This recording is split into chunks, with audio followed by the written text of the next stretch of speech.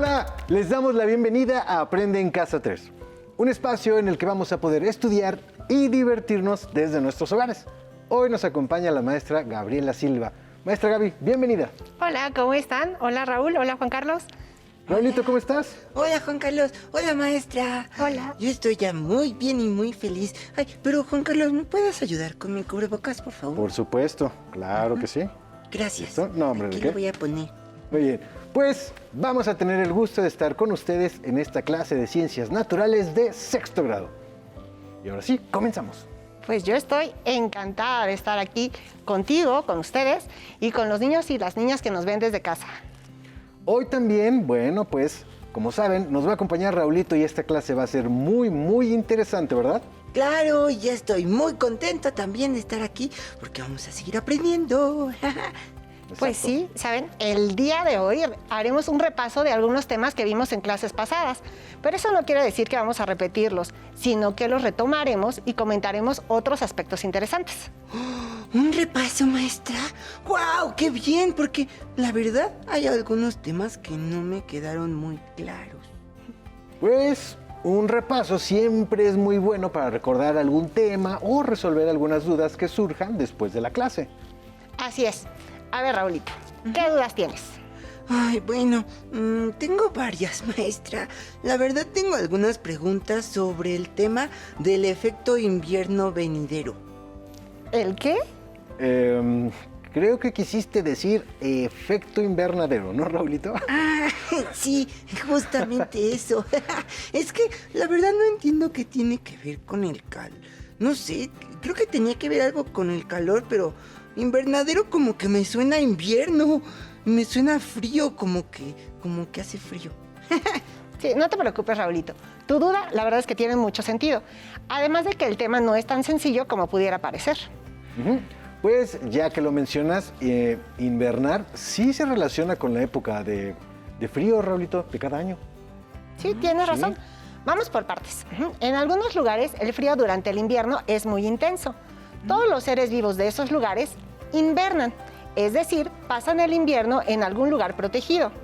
Pero otros tienen cambios en su fisiología y acumulan grasa para aletargarse o dormirse. Lo que hacen esos animales es hibernar. A ver, maestra, entonces invernar es pasar el invierno, ¿no? Mientras que hibernar es pasar el invierno en un estado de letargo o adormecimiento. ¿Verdad? Es como lo que pasa con algunos osos o algunas tortugas o ranas o murciélagos que ellos, yo sé que son animales que hibernan. Pero, ¿y el calor? Pues es muy simple. Ya sea que invernes o hibernes, debes buscar un lugar acogedor donde la temperatura no sea tan extrema. Un lugar para pasar el invierno. Un invernadero. Déjenme aclarar que este es el significado que se le dio al término hace mucho tiempo, pero actualmente casi no se usa así. Ah, no. Qué interesante. Pero bueno, pues no sé si esto se relacione con las dudas de Raulito, maestra. Pues yo creo que sí se relaciona un poquito, porque ya empiezo a entender un poco la relación entre el frío y el calor y su efecto en los seres vivos. Pero aún tengo 3 preguntas, maestra, que quiero hacer sobre el efecto invernadero. Ay, Raulito, pues ya no la hagas de emoción y dinos cuáles son. A ver, vamos a ver tus preguntas en la pantalla. Sí, estas son las preguntas de Raulito. ¿Qué es un invernadero? ¿Cómo funciona un invernadero? ¿Y por qué la Tierra se compara con un invernadero? Tus preguntas son muy interesantes. A veces cuando explicamos algo pensamos que ya todos conocen el significado de algunos términos, pero no siempre es así. Exactamente, por eso es importante que allá en casita anoten en su cuaderno todos los términos que desconozcan y después, bueno, busquen su significado en un diccionario o en alguna fuente de información confiable. De acuerdo. Entonces, empecemos por responder la primera pregunta. Sí. Muy Ya bien. dijimos que antes un invernadero se entendía como un lugar para pasar el invierno, pero eso ya está en desuso. Veamos en la siguiente diapositiva el significado principal que se le da en la actualidad. Juan Carlos, ¿nos ayudas a leerla? Claro que sí, maestra, con mucho gusto. Dice, Un invernadero es un lugar cerrado, estático y accesible a pie, dotado habitualmente de una cobertura translúcida exterior de vidrio, plástico o acrílico, dentro del cual se puede obtener un microclima mediante el control de la temperatura, de la humedad y de otros factores ambientales. Además, pueden contar con sistemas automáticos de riego y ventilación, los cuales se utilizan cuando hay cultivo controlado. ¡Wow! Entonces los invernaderos se relacionan con lugares especiales para cultivos. Son así como tiendas de campaña y que son transparentes. O también son casas hechas de vidrio o de plástico o de acrílico. ¿Sí? Sí, y lo principal es que ahí se puede mantener una temperatura cálida respecto al exterior. Yo alguna vez visité algún invernadero y la verdad es que sí hacía bastante calorcito, más que afuera, más. Los invito a que veamos un ejemplo con un video que nos muestra un invernadero donde se cultivan orquídeas. Uy, Muy bien. ¡Qué emoción! Vamos. Llegamos al fin al Orquidiario de Jardines de México. Es un lugar lleno de colorido y por supuesto de mucha vida. Para conocer un poco más sobre las características de este espacio, vamos a hablar con el experto de casa, el ingeniero Luis Granada Carreto. Muchas gracias, ingeniero, por recibir a Factor Ciencia. Con mucho gusto, gracias a ustedes. Gracias. Buen día. Oiga, ingeniero, platíquenos, por favor, ¿qué condiciones tiene este orquidiario? ¿Qué lo hace tan único, tan especial? Muchas gracias. Como observan, estamos dentro del jardín tropical de este lugar extraordinario, Jardines de México, y logramos recrear en este ambiente las condiciones climatológicas para el desarrollo de estas plantas que observamos. Estas condiciones climatológicas son muy importantes como luz, temperatura, humedad relativa, porque estas plantas son tropicales. Como podemos observar aquí, obviamente tenemos caídas de agua, circulación de agua, tenemos helechos, tenemos anturios, tenemos plantas tropicales, difenbaquias, palmas, otras más, pero sobre todo lo que aquí tratamos de recrear este ambiente es con el extraordinario colorido y diversidad de las orquídeas.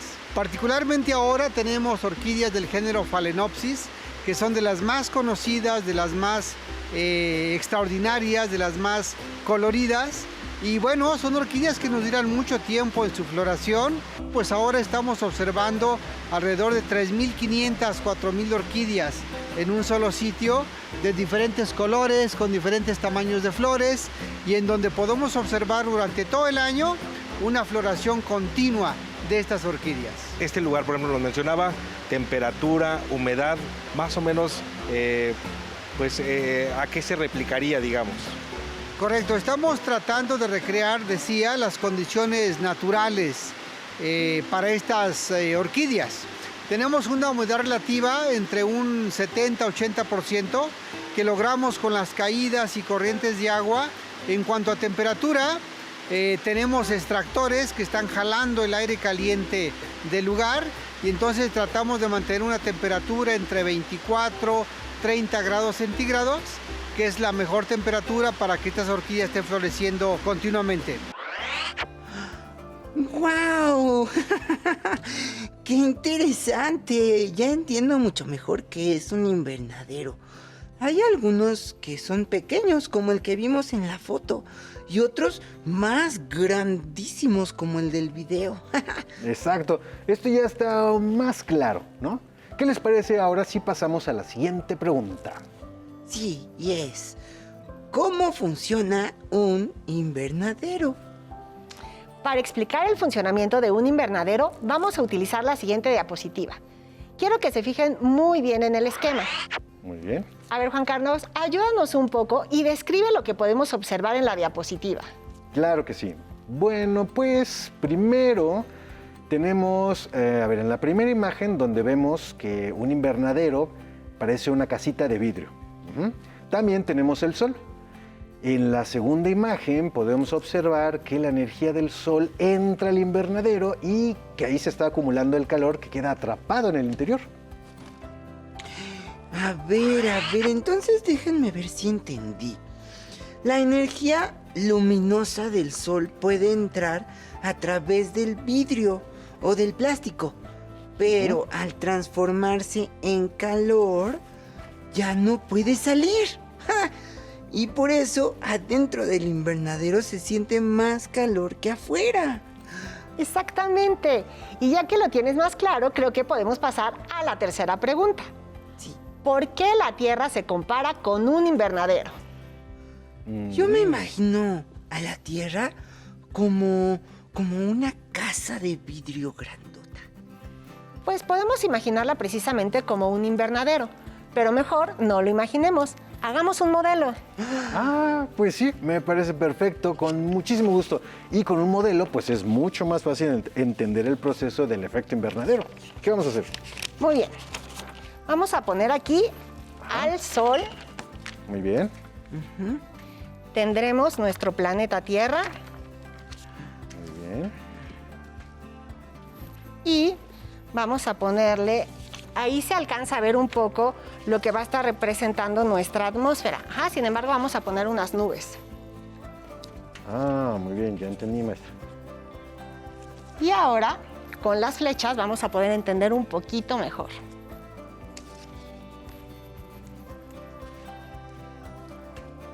Fíjense bien. Por último, tendremos estas que ahorita explicaremos cómo es que están llegando estos rayos solares y cómo es que algunos, por ver las flechas, vamos a entender cómo es que se va a dispersar el calor. Ah, muy bien, maestra. Ahora, veamos cómo se resume en la siguiente diapositiva. Fíjense bien, los gases de la atmósfera actúan como el techo y también como las paredes de un invernadero e impiden que escape el calor del planeta. Por eso a este proceso se le conoce como efecto invernadero. ¡Wow! ¡Qué bien! Entonces ya estoy entendiendo un poco mejor de cómo se produce el efecto invernadero en la Tierra. Recuerden que es un proceso natural que se debe a la presencia de la atmósfera, pero el problema actual es que se intensifica con la contaminación y la acumulación de gases de efecto invernadero, como el dióxido de carbono. Maestra, me gustaría que también pudiéramos simular este proceso con un modelo. Y lo podemos hacer, Muy pero bien. de una forma experimental. Ajá, precisamente para eso necesito tu ayuda, Raulito. De esta manera entenderás mejor el efecto invernadero. Claro, maestra. ¿Qué tengo que hacer? Es algo sencillo. Seguir las indicaciones que aparecerán en la pantalla. Allá en casa pongan mucha atención por si quieren hacer la actividad en otro momento. Fíjense bien, ahí está esta actividad experimental llamada efecto invernadero. El material que necesitamos son 3 platos, 3 vasos pequeños de vidrio, 2 vasos grandes de vidrio transparentes, un poco de agua natural, un poco de agua mineral y 3 chocolates. El procedimiento va a ser este. Numeraremos los platos como el plato 1, plato 2 y 3. Vamos a colocar un vaso pequeño invertido en cada uno. Al plato 1 le vamos a agregar un poco de agua natural sin que se derrame. Al plato 2 le agregaremos un poco de agua mineral. Y al plato 3 lo dejaremos sin agua. Colocaremos un chocolate encima de cada vaso pequeño. En los platos 1 y 2 colocamos un vaso grande invertido sobre el vaso pequeño con el chocolate. Vamos a dejar los 3 platos en un lugar donde les dé el sol durante 20 minutos. Observen y comparen los chocolates cada 10 minutos. Fíjense bien, la siguiente imagen nos muestra cómo debe quedar nuestra actividad. Y antes me gustaría saber qué piensan que sucederá. Contesten la siguiente pregunta y anoten sus predicciones. ¿Cómo explicas lo que puede suceder con los chocolates? A ver, maestra, creo que yo pienso que los 3 chocolates se van a derretir, pero yo creo que va a ser más rápido en el vaso que tiene agua natural, porque pues el agua natural también se va a calentar. Yo digo que, bueno, se van a derretir más rápido los 2 que están cubiertos. Aunque me llama la atención que un plato tenga agua mineral. Puede ser que, pues, bueno, Ese puede ser que sea un poquito más rápido, pero hay algo que voy a comentar después, mejor. Ok, bueno, Raúl, pues adelante con el experimento. Sí, muy bien. Y vamos a poner entonces los 3 platos con los 3 chocolates al sol. Y vamos a dejar los platos donde les dé el sol. Y después a esperar. Ujú. Y luego dejamos pasar 10 minutos desde que comienza el experimento. Y... tan, tan, tan, tan. Esto es lo que ha sucedido con el plato número 1. Ay, yo veo que el chocolate como que ya se ve como hasta gelatina, pero todavía no se deshace. Y esto es lo que ha pasado con el plato 2. Uy, y el chocolate ya se empezó a derretir. Incluso hasta se está escurriendo por el vidrio del vaso pequeñito. Y el vaso 3, con el plato 3, el chocolate se ve casi igual que al principio. No ha cambiado mucho de cómo estaba al principio. Y ahora vamos a esperar 10 minutitos más. Tic, tic, tic, tic, tic, tic, tic. Ajá. Y listo. Después de 20 minutos, el plato 1 se ve así. ¿Y ya se derritió? Se está hasta escurriendo un poquito. Su aspecto es como que muy diferente, hasta está muy aguado. Y el plato 2, así se ve con el agua mineral. El chocolate ya casi se derritió por completo. Está casi líquido. Incluso hasta se está escurriendo por los lados del vaso. Y es más, hasta una parte del chocolate ya llegó al agua mineral. Y ahora vamos a ver el plato 3. Y el chocolate pues apenas y ya se empezó a derretir. Todavía se ve hasta como la forma que tenía el chocolate al empezar el experimento. ¡Wow! ¡Ay, no! Pues sí, hace mucho calor. Casi me derrito como los chocolates.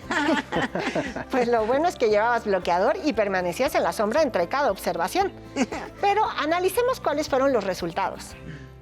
Pues, si no me equivoco, en mis observaciones, el chocolate que tardó más tiempo en derretirse fue el del plato 3.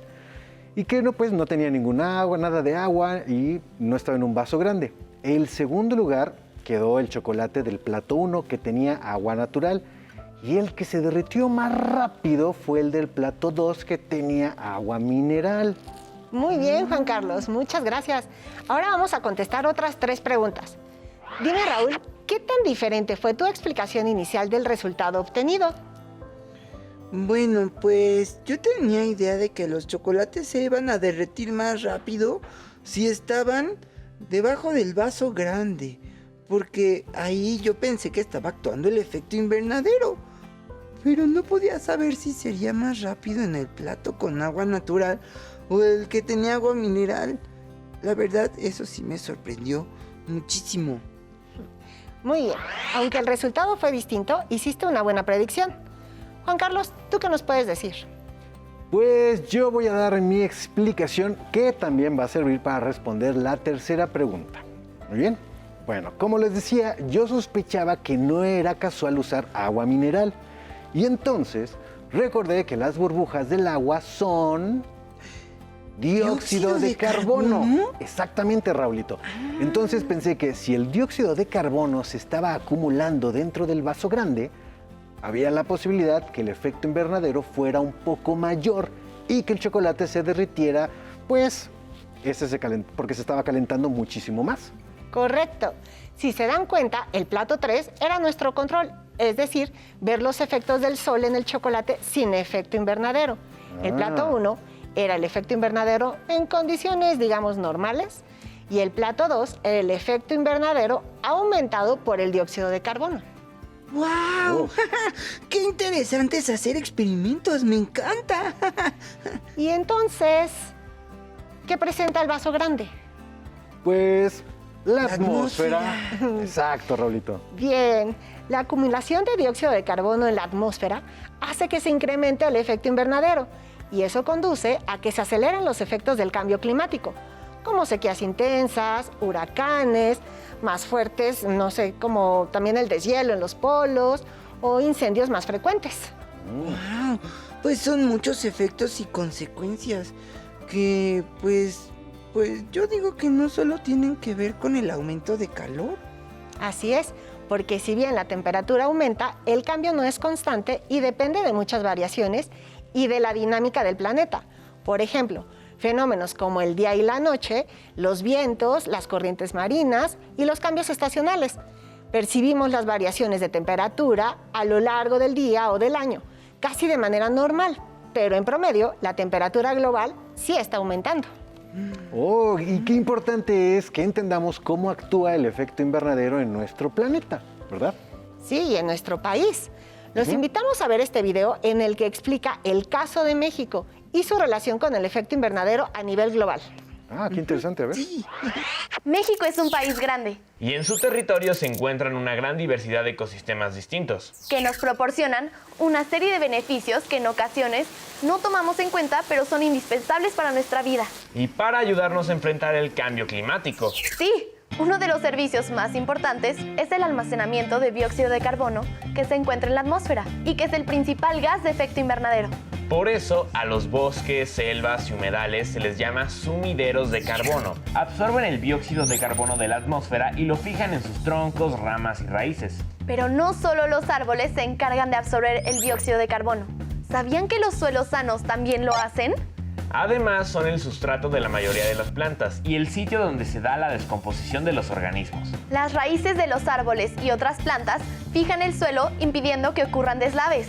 Captan y filtran el agua, manteniendo su calidad, y regulan la temperatura. Resulta que México ocupa uno de los primeros lugares en la tasa de deforestación en el mundo. La tala de árboles en bosques y selvas para la agricultura y la ganadería, así como las ciudades que crecen y crecen, produce emisiones de gases de efecto invernadero. La deforestación es la causa de aproximadamente una cuarta parte de todas las emisiones de carbono. De 1993 al 2011 hubo una disminución de 4% de la superficie forestal por prácticas agrícolas y ganaderas, incendios, plagas y enfermedades. Gran parte del carbono almacenado, tanto en la vegetación como en los suelos, se libera nuevamente a la atmósfera cuando una superficie se tala a nivel global. El 23% de las emisiones de gases y compuestos de efecto invernadero provienen de la deforestación, los incendios forestales y la agricultura. Además de que se pierde la capacidad de captura del dióxido de carbono que tenía ese terreno.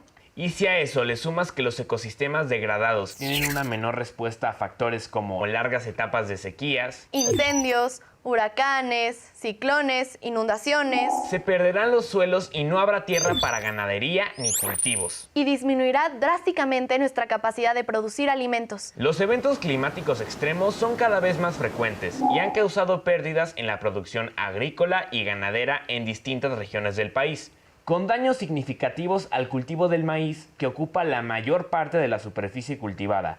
Esto nos pone en un enorme riesgo. Es urgente modificar la manera en la que utilizamos la tierra para producir nuestros alimentos. Entonces, sembrando más árboles, ¿combatimos el cambio climático? Esa es una de las acciones que recordemos que el efecto invernadero es un fenómeno natural gracias al cual existe la vida en el planeta. Pero nosotros, con nuestras acciones, lo hemos intensificado, acelerando el cambio climático, que es algo que afecta a todo el mundo. Uy, me llama la atención cómo al estudiar un tema, pues este se relaciona con otros. Por ejemplo, no se puede entender a fondo lo que es el efecto invernadero sin que lo relacionemos con el tema de la contaminación del aire y de todos los residuos que producimos los seres humanos. Así es, cuando estudiamos ciencias naturales podemos entender un poco más a la naturaleza y todo se relaciona porque tenemos un solo mundo. Pero en la siguiente clase veremos un poco más acerca de eso porque seguiremos repasando. Muy bien. Ay, maestra, qué bueno que hicimos este repaso porque la verdad ya me quedó mucho más claro esto del efecto invernadero. Tienes razón, Raulito. Maestra Gaby, y bueno, díganos, ¿qué tenemos para cerrar la clase? Pues una forma de repasar lo que aprendimos y mejorar nuestros conocimientos es comunicándolos a otras personas. Así que allá en casa los invito a que hagan el experimento y vean si sus resultados coinciden con los que obtuvimos aquí. Pero además piensen en cómo pueden comunicar sus resultados y explicarlos a otras personas a partir de lo que repasamos hoy. Pueden, por ejemplo, hacer un folleto, una nota periodística, un cartel o hasta grabar un video. Si lo hacen, coméntenlo con su familia y con su maestra o maestro. ¡Qué buena idea, maestra! Es una súper sugerencia. Y yo ya voy a pensar qué hacer, porque me encantó la clase de hoy. Muy bien, Raulito. Pues con esto hemos terminado. Maestra Gaby, Raulito, muchísimas gracias. Nos vemos en la próxima clase. Nos vemos. Si te es posible, consulta otros libros y comenta el tema de hoy con tu familia. Por hoy hemos terminado con Efecto Invernadero y Calentamiento Global de Ciencias Naturales de sexto grado. Espero que lo hayan disfrutado tanto como nosotros. Nos vemos, hasta la próxima. Pero antes, a movernos un poco.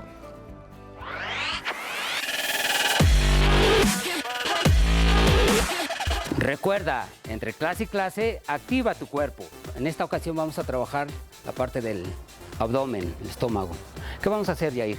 Nos vamos a acostar y nos vamos a poner boca arriba, poniendo los codos en el suelo y nos vamos a estirar las piernas. Lo que vamos a hacer es elevar una pierna 10 veces y después 10 veces la otra pierna. 1, 2, 3, 4, 5, 6. Ahora la otra pierna. 1, 2. Muy bien. Estírala muy bien. Aprieta el estómago. Perfecto. Muy bien, Yair. Vamos a hacer 5 repeticiones por pierna. Elevación de la pierna derecha 5 veces sin tocar el suelo. 2 más. Estira muy bien. Exacto. Cambiamos. Pie izquierdo sin que toque el suelo. Muy bien. Estira muy bien. Sin que toque el suelo, perfecto. Una más, descansamos. Respiramos. Volvemos a respirar y nos preparamos para hacer otra vez el ejercicio. Levantamos pierna derecha, 1, sin tocar el piso, 2. Procura que no toque el piso tu talón, 3. Una más. Ok, seguimos trabajando el abdomen. Lo que vamos a hacer, Yair, en esta ocasión nos vamos a acostar totalmente y vamos a flexionar y estirar nuestras piernas, tratando de evitar que nuestros talones peguen en el suelo. ¿Sí? Nos acostamos, Yair, nos acostamos totalmente y hacemos 3 flexiones y extensiones. 1, 2, respira. Trata de que no peguen tus talones. Muy bien. Estiramos, flexionamos, 2, una más, respira y descansamos. Respira profundo, exhala, prepárate para la siguiente, 3 repeticiones. 1, 2, flexiona, estira bien sin que peguen los talones en el suelo. Alto. Respira. Aspira. Ok. Última. 3. 1, 2, 3. Muy bien, Yair. Bien hecho. Recuerda, al terminar la activación, no olvides la protección.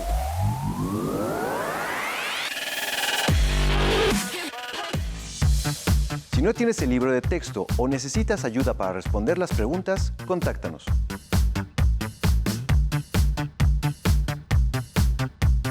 Para apoyo pedagógico, hay maestras y maestros de lunes a viernes de 8 a 20 horas en el teléfono 55 41 72 04 13 con 100 líneas. También puedes encontrar los libros de texto en la página conalitech.cep.gov.mx. Si quieres volver a ver los programas de Aprende en Casa, los puedes encontrar en la siguiente liga: aprendeencasa.cep.gov.mx.